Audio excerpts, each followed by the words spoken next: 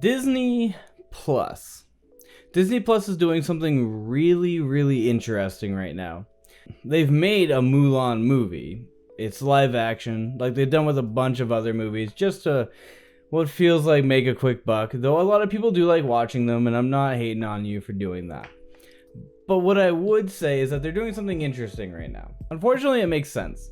As of right now, they're going to put out the new Mulan movie on their live streaming service, Disney Plus. When they put it onto Disney Plus, you're going to have to pay $30 to view it. Now, paying $30 to view a movie permanently, as long as you have the streaming service, it makes sense to a point. It really does. I get it. When it rolls out to theaters, it's going to be limited viewing. It's only to select theaters, all that special stuff. They're obviously going to lose money on this movie. They've spent an astronomical amount of money making it. Mulan is a great movie. I really like Mulan. The original Mulan, it was enough for me. I'm not going to be buying it personally, but I can see why people want to rehash. I get it. It's totally fair. There are a few things I don't like about what they're doing with this. And it's not because they're selling the movie for $30 for a lifetime usage. It's because it's attached to their streaming service. In order to access this video after you buy it for $30, you have to have their $7 a month streaming service. I have a few problems with that, not because Disney currently isn't failing, but they're losing money, rightfully so. With everything going on right now, a lot of businesses are losing money, big money, and that's okay. That's totally fair. They want to supplement what they've spent on this movie. They know it's a blockbuster. They're all excited about it. There's money to be made here, and frankly, right now, everyone needs it, and so does Disney.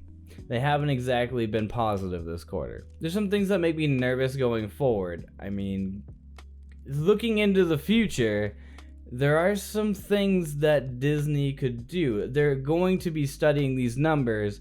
Disney, like any big corporation, studies the numbers intensely. They look at everything, and if they actually end up making more from this idea in the long run, this is something we can expect to stick around.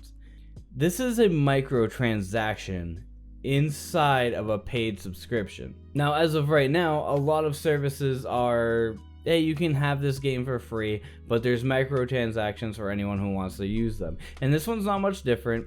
There's a streaming service that you have $7 a month for, which we're used to spending money for streaming services. There's already a whole other video you could do about that. But having a microtransaction inside of a paid streaming service is a bad road to go down, because it will most likely be profitable. And so what does that mean for streaming services that you might use more often? I mean, let's go with one of the biggest ones, Netflix. What if Netflix put out a movie only once a year, but they charge $30? And once you pay the $30, you're good to go. You can watch it whenever you want, but you have to keep the streaming service monthly subscription. It's clear that they don't need to do that. Netflix is currently doing fine. They don't need to sell one of their movies for $30, even though they spend a very large amount of money on their own content every year. Now, you might be saying, well, what about Amazon? When I buy movies on Amazon all the time. Amazon doesn't own that movie right. Amazon is selling you any movie from who owns the rights. Obviously, this is going to change from movie to movie, but at the end of the day, if you buy a movie on Amazon, you own it. Unless Amazon goes down forever. You don't even need to be paying for the monthly subscription to buy a movie on Amazon. You can even get the actual plastic DVD that you can hold in your hand if you want to. But if you want the digital copy that's there, you don't need to pay monthly for that. So what makes me nervous about this is the transaction within a monthly subscription.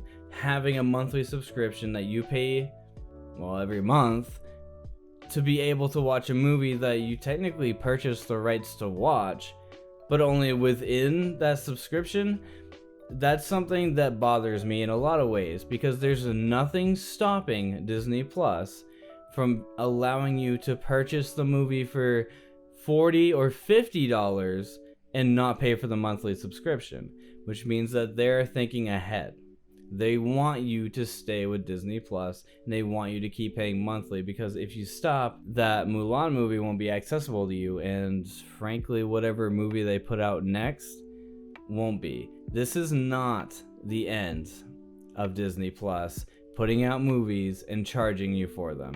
This type of microtransaction within a streaming service is here to stay, and I'm afraid it doesn't stop with Disney.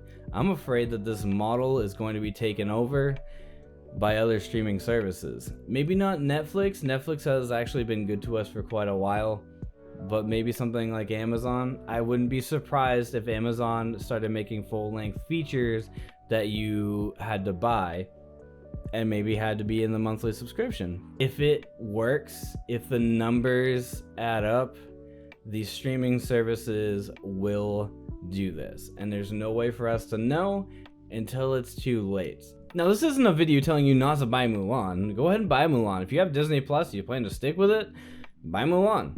It doesn't affect me in any way, but just know it's part of their numbers and it's part of what they're looking at.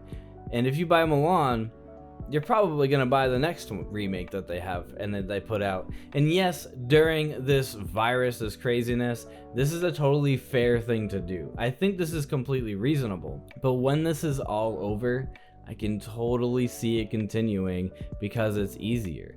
They might give you that option of, hey, it's in theaters, but if you just want to use Disney Plus, you can totally buy it for $35. You can buy this and you don't have to go to the movie theater. Ease of access is huge. Ease of access is something that people are willing to pay a premium for. And unfortunately, this is kind of the road we've gone down with when it comes to mobile games. When it comes to certain games on PlayStation 4, where you don't have to pay, but we highly suggest it. We wouldn't mind if you'd throw $1 our way. And will it stop with just buying movies? Will it add to, well, buy the extended version, it's only another $10. This could go 100 different directions, and I'm just nervous about the future of this. But I would like to know what you guys think and what your opinions are on kind of the Disney Plus. I don't think it's a big deal as of right now, personally, but let me know how you feel about how the future of this could go, about the direction that this is going, and what this could cause, because I'm sure I missed something. But either way, make sure you hit the subscribe button and like if you did like the video. Other than that, I hope you have a great rest of your week.